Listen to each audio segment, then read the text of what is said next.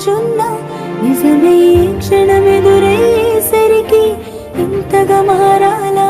నీలోనే జీవిస్తున్నా, నీతో జీవితం అనుకున్నా, బదులుగా మిగిలిన బాధల భారం మోస్తూ బతకాలా?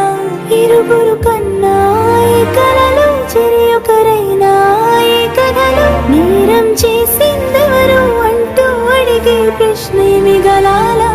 మనదనుకున్న రేపటిలో